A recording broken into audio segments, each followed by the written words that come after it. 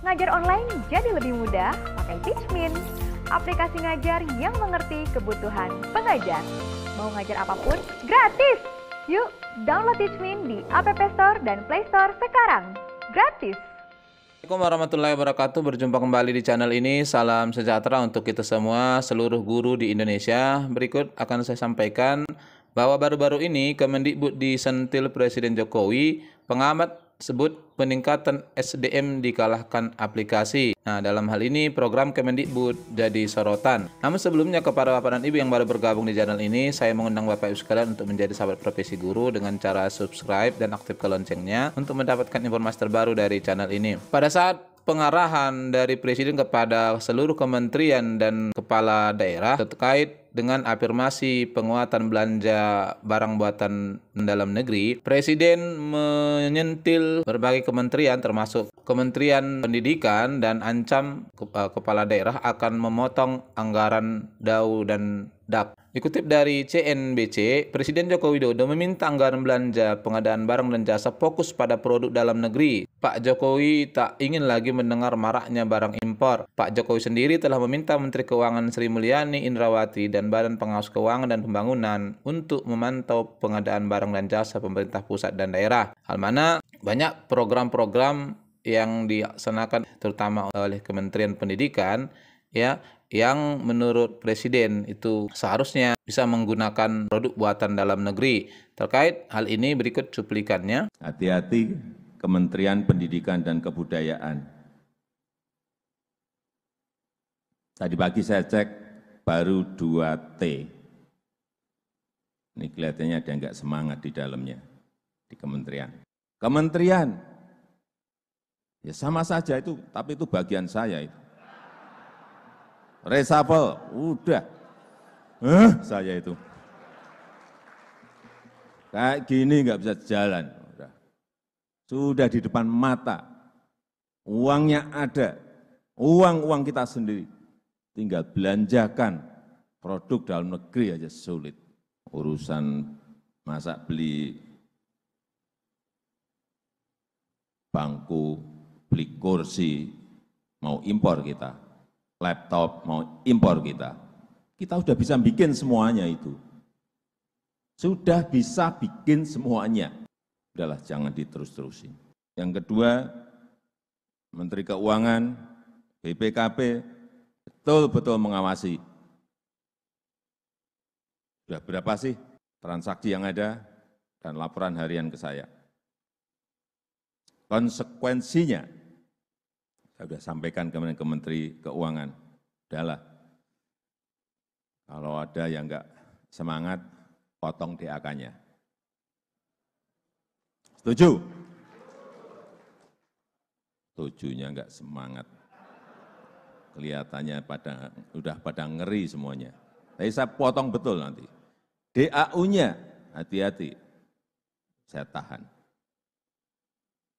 Jika ada yang tidak taat terhadap apa yang sudah kita sepakati pada hari ini. Karena itu kemudian pengamat pendidikan menyatakan bahwa dari awal sebenarnya salah menunjuk pengusaha untuk ngurusin pendidikan. Pengamat pendidikan Pak Indra Karismiaji lantang menyebut Pak Nadiem Anwar Makarim bukan sosok yang tepat untuk memimpin lembaga Kementerian Pendidikan Kebudayaan Riset dan Teknologi. Beliau mengatakan bahwa sejak awal dirinya sudah mengkritisi langkah yang diambil oleh Presiden Joko Widodo untuk menunjuk Nadiem sebagai Mendikbudristek. Langkah ini menurutnya bertentangan dengan programnya pemerintah terkait pembangunan sumber daya manusia atau SDM yang unggul. Sebab terpilihnya Pak Nadiem sebagai menteri adalah salah satu langkah keliru. Ia berpendapat banyak sekali perbedaan antara membangun manusia dengan membangun aplikasi sebagaimana latar belakang yang dimiliki Pak Nadiem. Jadi memang kalau kita lihat salah satu program besar dari pemerintah untuk periode kedua ini adalah peningkatan SDM ya. Lebih lanjut ia menyadari meskipun Pak Nadiem merupakan sosok yang cerdas, namun posisinya sebagai Menteri Pendidikan dianggap kurang tepat. Menurutnya,